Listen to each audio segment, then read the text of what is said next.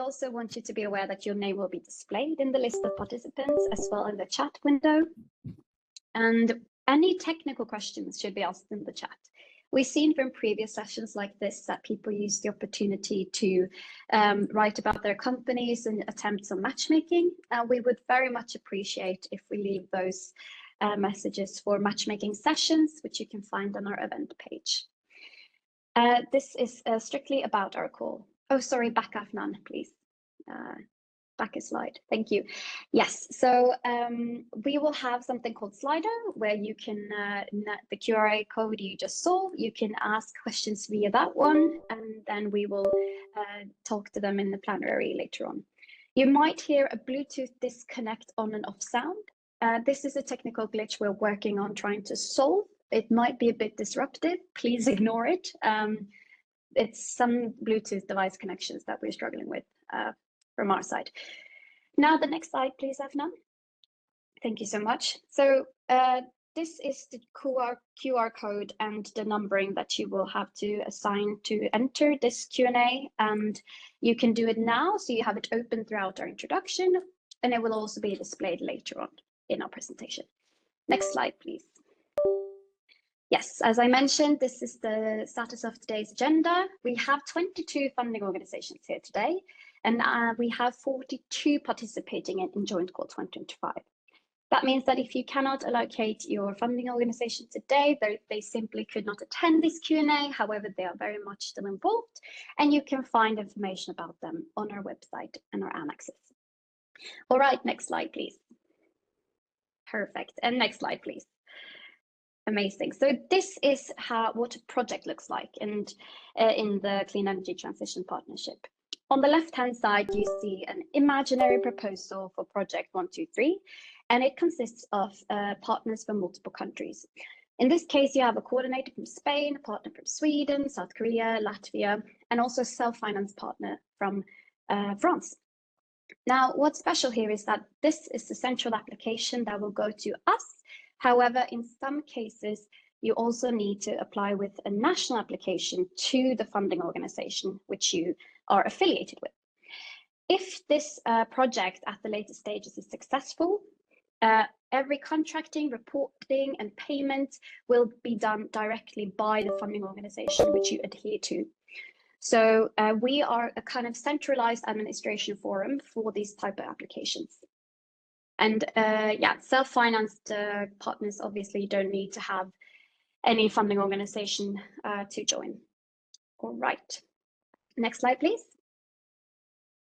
So we have a two-stage call procedure, which and what's common for both two stages.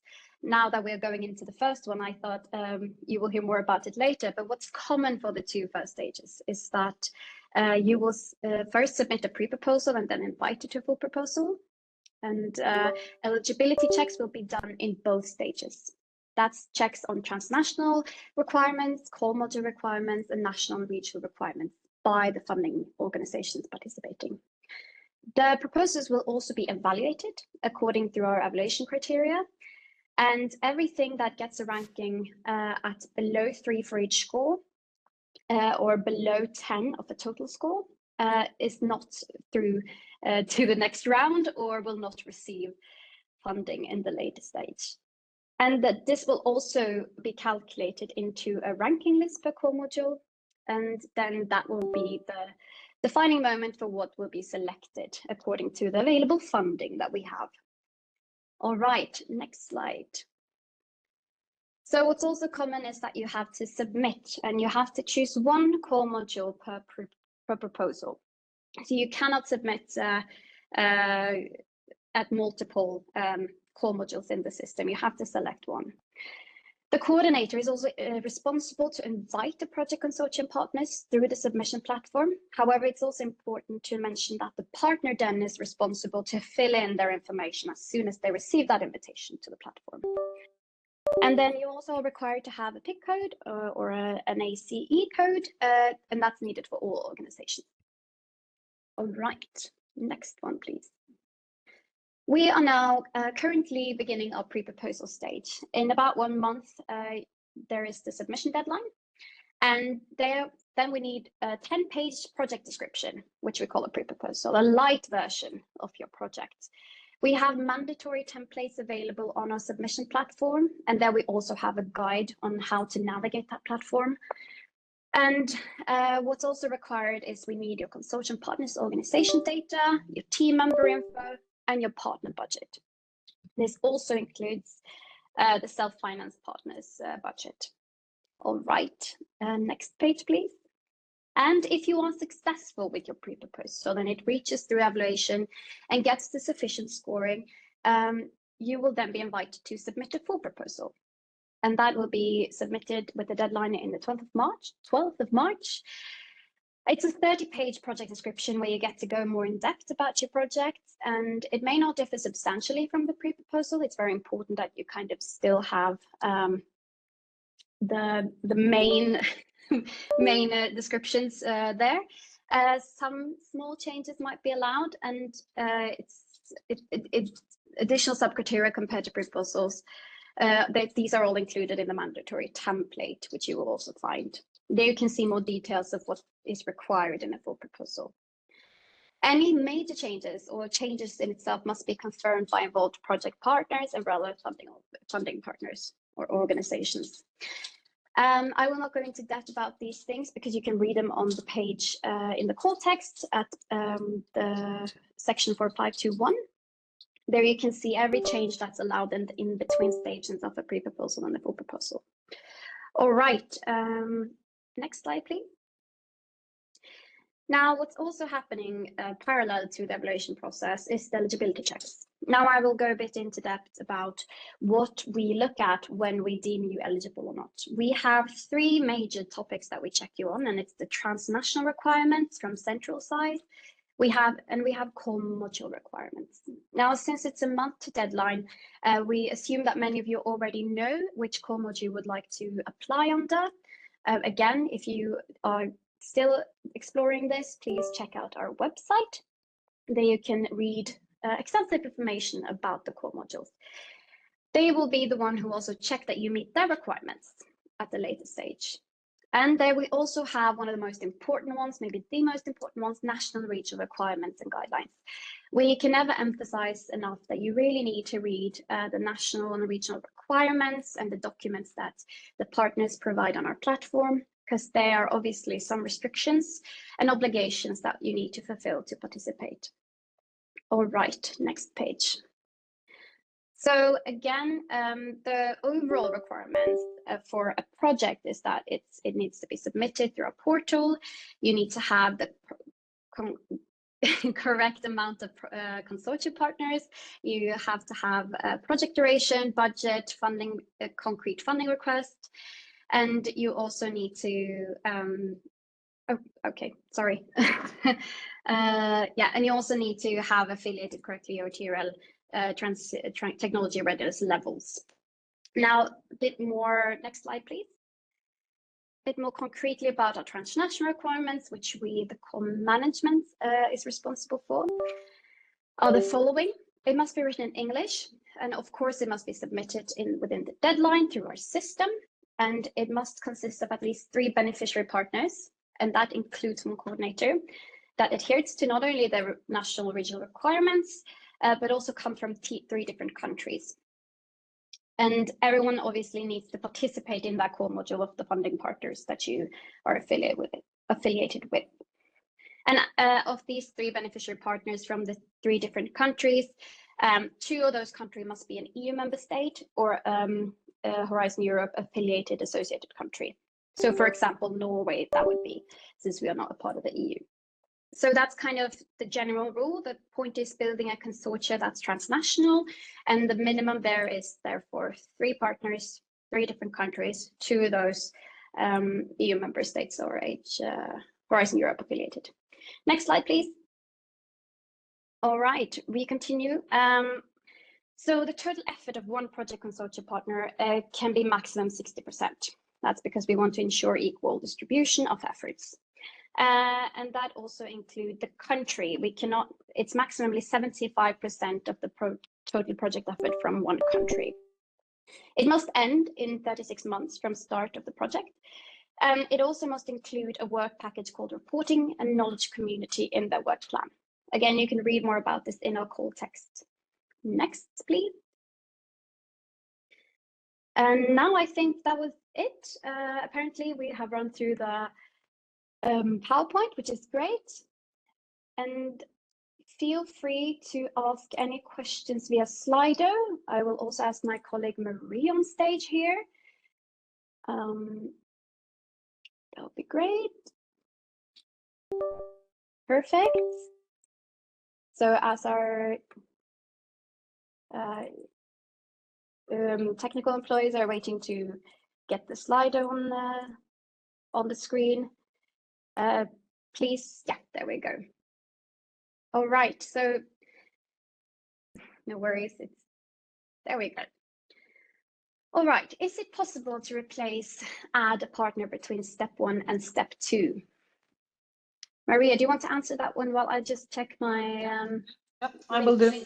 There are some rules in the call text. Please see them. There are certain things that has to be fulfilled to be able to do this, but there is a possibility to add a partner or to replace, for example, an ineligible partner.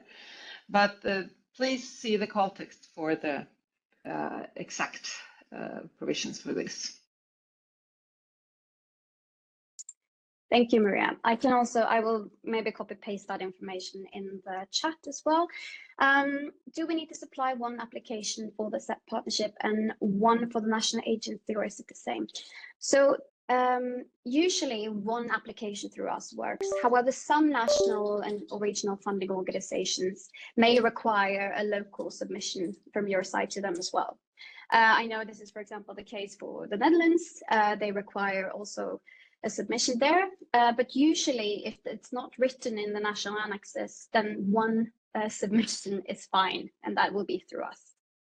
So yes, the answer is in some cases. Okay, next question. For nationally specific questions, are they to be submitted here or through BRIC? So we would ask you to, if your funding organization is here today, please save those questions for the breakout session. We will do maybe like 15-20 minutes Q&A here and collect all the questions, and then we'll do the breakout sessions. So yes, please wait with those. Do we need Danish industrial partners to apply for IFD in CET proposals?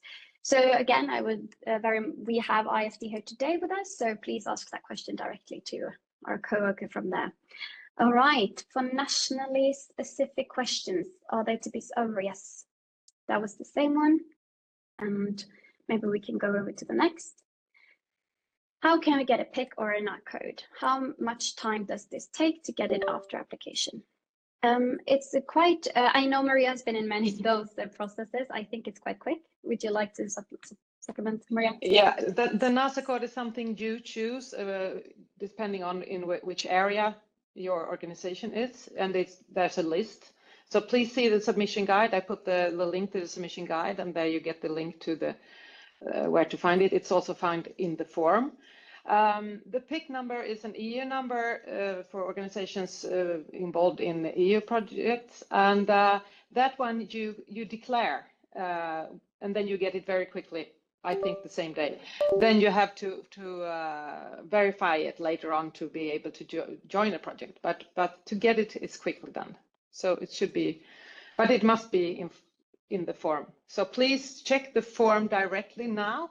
Go in there, try it out, and be aware that you can submit several times. You can submit now already just to see that you have everything in, and then you just update the project description and submit again and again. And the version that is submitted at the deadline is what is going to be evaluated. Thank you, Maria. All right. So the next question is, how much detail is needed on the target groups and stakeholders? Should the table on stakeholders provided in the guidelines be used already in this stage? I think this is directly related to maybe how the information is in the submission system. Do you interpret that correctly, Maria, as well as me? Yeah. Because if you mean the inclusion of partners in your project. Everything should be included which is requested in the form. If there is some, and all stakeholders that are going to be having a task in the proposal should be invited as partners in the consortium. So if there is anything that should not be included in the pre-proposal, it is included in the call text or in the template. So what is included in the template for pre-proposal is what should be included in this stage. But if you want to include more, it's fine, but you don't have to. I will put the link in the chat. All right.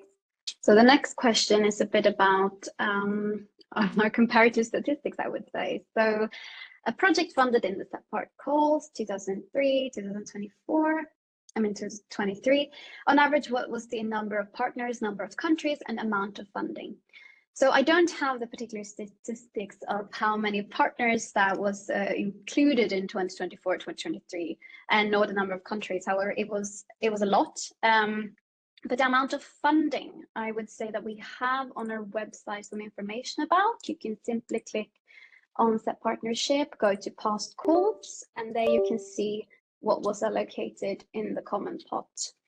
Finding that information now will take me a bit of time, so I think I will move on, and then later when we release these questions on our site, I can fulfill with more concrete details.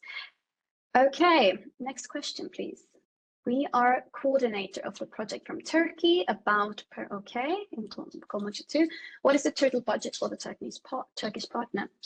Well, that depends on what you requested, what you needed. I would also go for and read the Turkish National Annex to see what they can supply budget-wise, and also if they have any particular requirements to project efforts and so forth. So that's nothing we can answer to, I would say. There is in the chat, there is a link to email address for the Turkish participants. Thank you, Maria. Okay, will letter of intent or letter of support play any role in stage 1 or 2? There is no foreseen upload possible anymore. We don't have any letters of intent, correct, Maria? I don't. Maybe for self-finance partners? Yes, it's to accept the invitation and fill in the information is enough. That is confirming that you want to participate. In the second stage, there will be a letter of commitment for the self-finance partner. That's correct. Okay, how the funding call will work for India when jointly working the European partners. I'm sorry, may you mute yourself, sir? Thank you. Okay, so it works the same as every other European country. There's no particular thing you need to be aware of. They're participating in our call on the same premise as our European countries. So yeah, and since every contracting, reporting, and potential payment goes through them, there is no issue there as well. All right, for Italy. Next question, thank you. Is it mandatory to involve a company in the project? Does this company necessarily have to be Italian? What about its dimension? So that will depend on what's in the core module requirements and also in the regional and national requirements. Some might have requirements that says you need to have a company or industrial partner participating in the application. Others may not. So that is something you need to check the specific requirements for. Transnational side, that is not a particular requirement. All right, next question. Is there a set partnership definition of industrial, applied, and experimental innovation research, or is this country specific? Saw these in some national requirements. Yes, I think I've seen this question before. It's regarding the ROA and IOA, I think the short terminology is. I think you can find those definitions in the call text. I may be able to search them up and put them in the chat for you. Or maybe Maria have something. I think it's mainly the national definitions. In the call model 3, there are 2 ways. It's the research oriented approach or the innovative oriented approach. And please see the call call module text for this. Yeah, guideline. if I may, it's the EU countries should follow the EU rules, but best to check with the funding partner, funding organization. Okay, thank you, Aiko. That was also my colleague from the call management team. It's great to have some support there. All right, what is the level of detail for budget in the pre-proposal?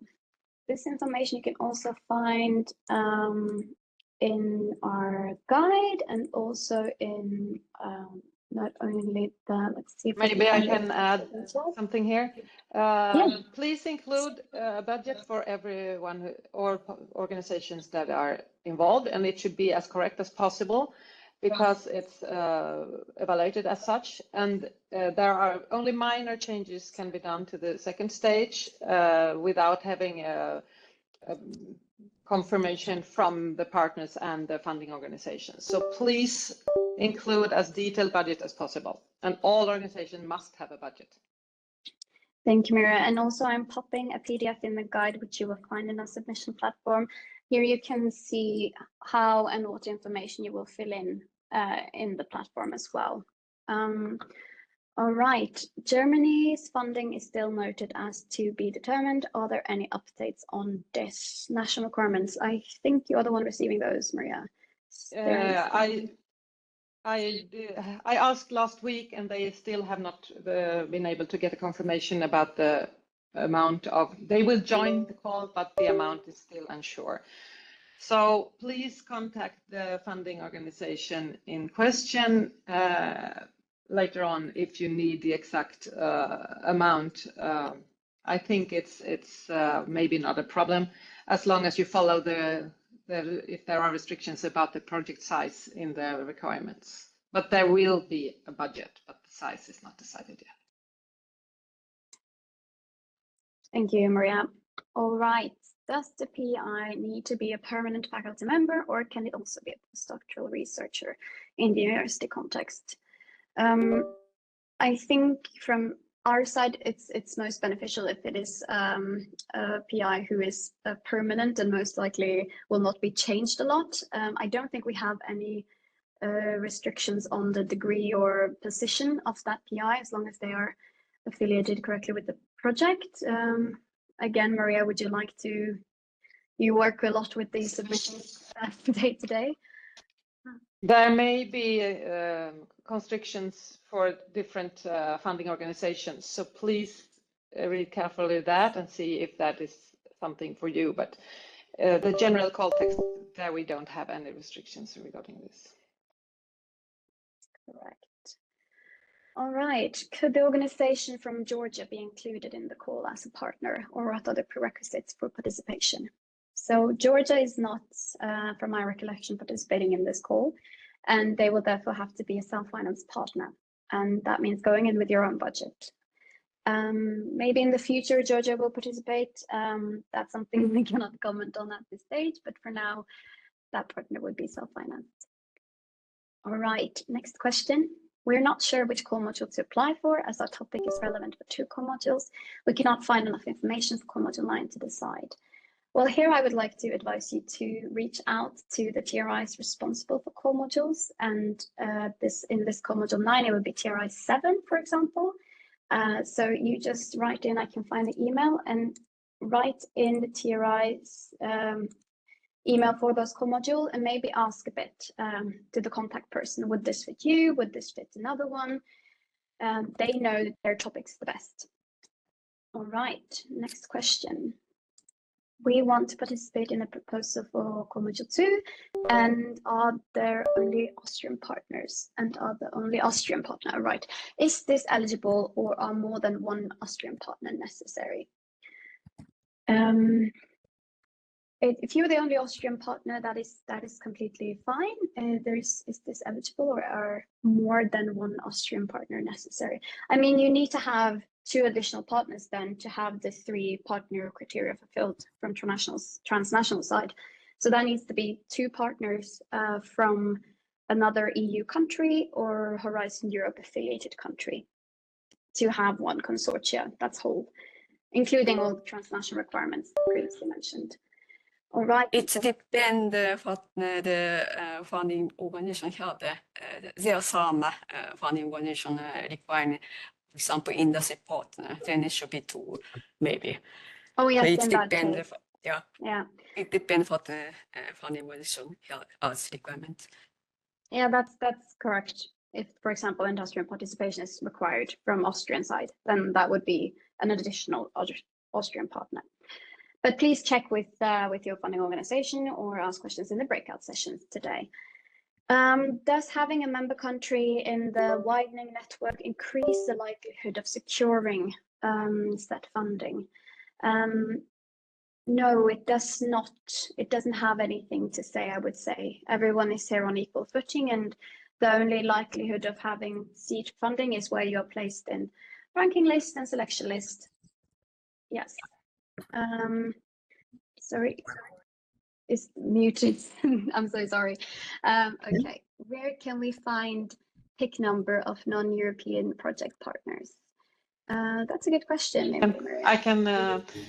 It's a PIC number is something you have for your organization, and it doesn't matter if it's an European or non-European project partner. You will have to go to the EU page where you can find your or declare. Please mute yourself. Where you can declare the PIC number, and then you will include that in the proposal. I will put the link in the chat. All right. Next question. Let's see. Why are there 2 hydrogen themes in Horizon Europe?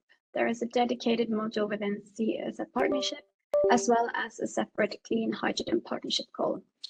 This is a good question, and I think it's probably a bit above my pay grade. I think there are many initiatives, policy-wise and affiliated with funding-wise, in Europe. Why there's 2, I don't know. At least I know that we have one, and you're much welcome to apply under us. Next question, please. What was the success rate of CDP application in stage 1 and stage 2, respectively, for the past years? If I remember correctly, Maria, was it 50, 60? No, I think these statistics is a bit also regarding our. I think eventually it was 25% from start to the end. Okay, but so it differs a lot between the calls, so I wouldn't look too much on that. No, I think I see some questions about past calls, country participation, success rates. Maybe there's something we Call Management can take into account when producing something for our social media, for example, to inform about. So. Yeah, I agree. So the number of the submitted proposal increasing.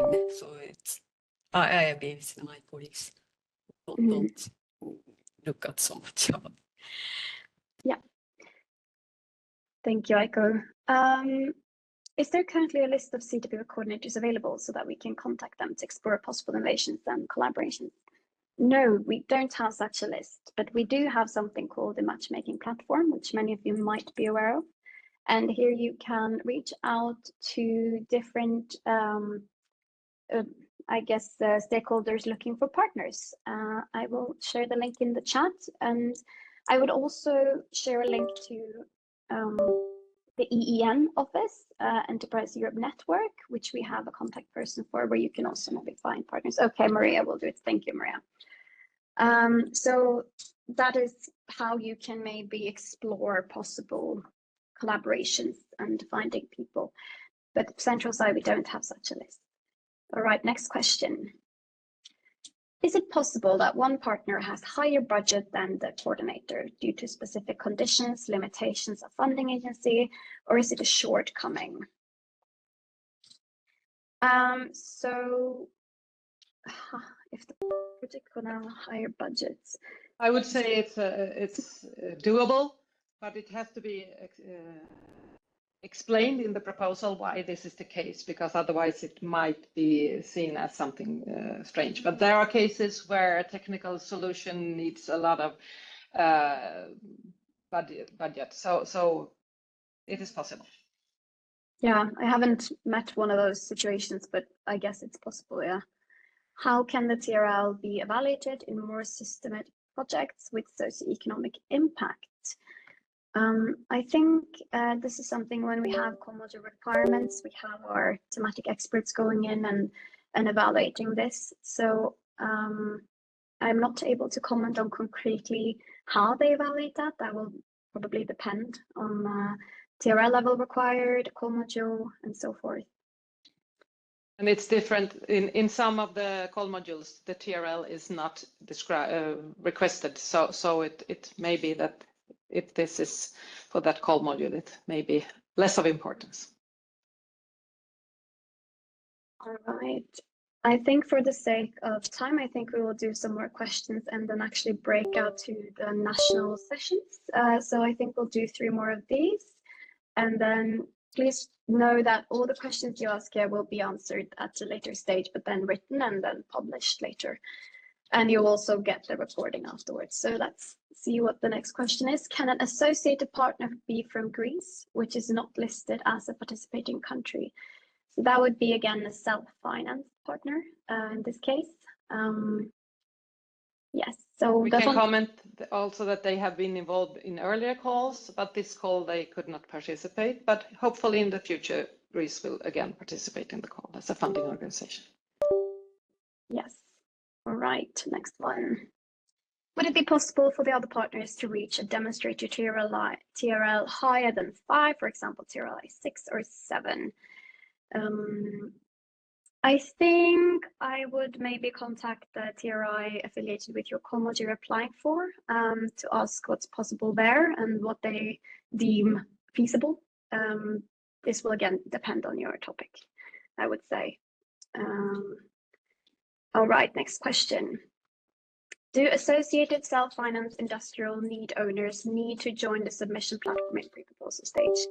Yes, so if you're a self-finance partner, you need to be included in the submission platform and fill in your project contributions and information.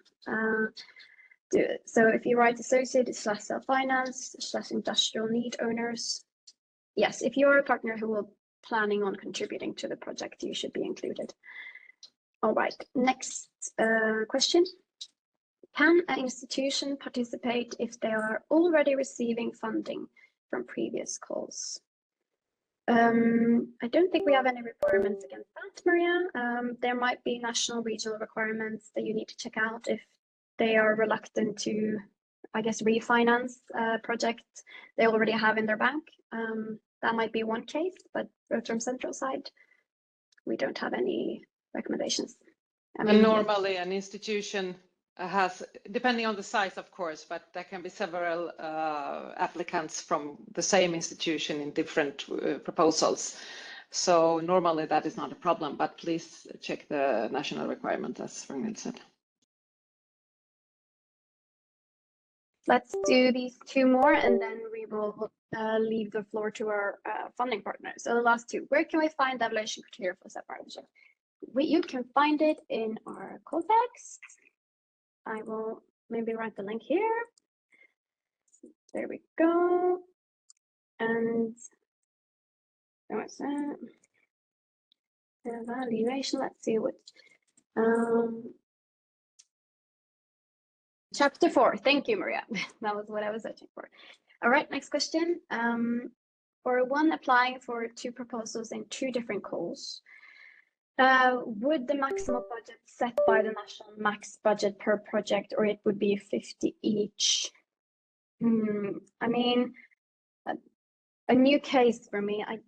Have you experienced this, Maria, that you have? I think I understand the question, but there is normally it's indicated in the requirements documents how much the budget can be for one proposal, and it doesn't matter if it's a proposal to the one call module or the other, in case it's not indicated.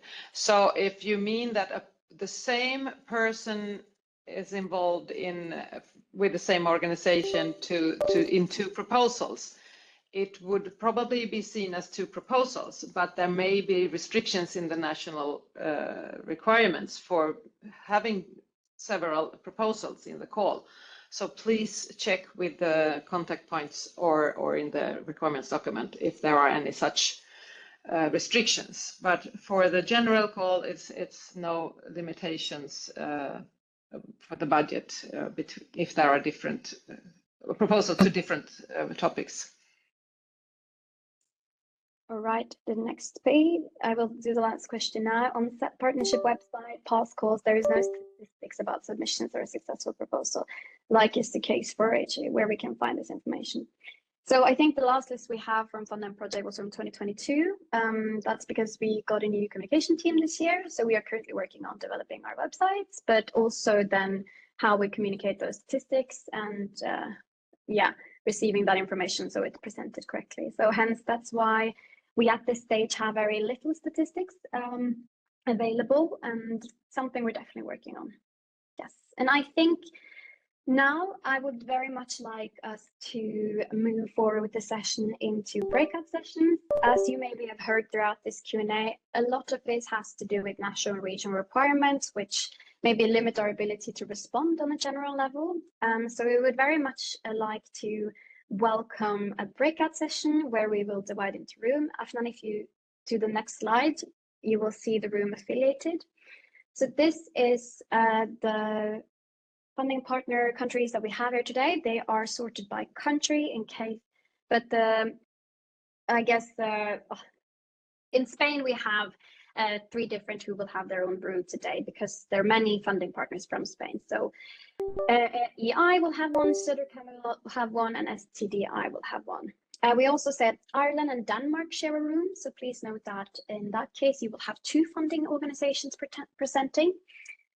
And that's the only, I guess, things you need to keep in mind. And I see that also I have my colleague from Scotland, Richard, who is maybe also here today, who might have a session which is not included here. But I can look into that further.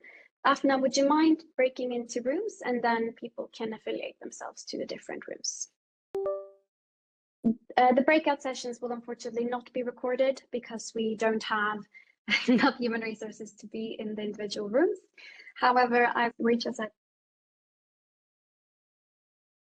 you can reach us at Call Management at CETPartnership.eu. We will publish this session later on our YouTube channel. I will also go through your questions and answer them and publish them later on.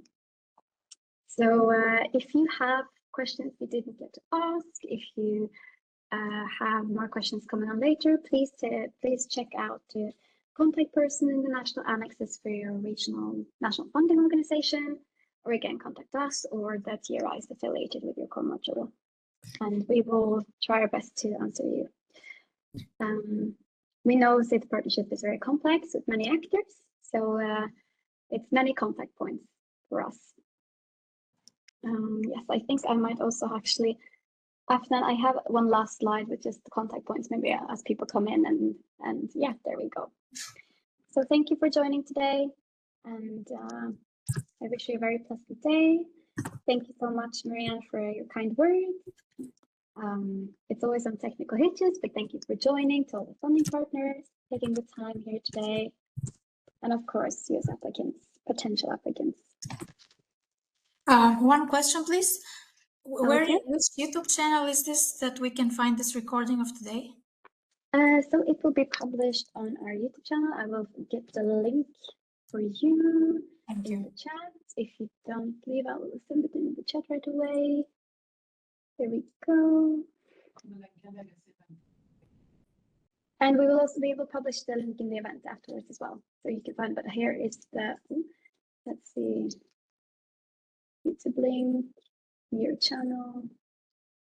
There we go. Sorry for the delay here. Here is our YouTube channel. And we will publish the event. I mean, the recording of the event here later on. That's where you can find that. Thank you very much. Thank you, Aurora. Have a good day. You too. All right, I see some people have joined our session, and goodbye to everyone.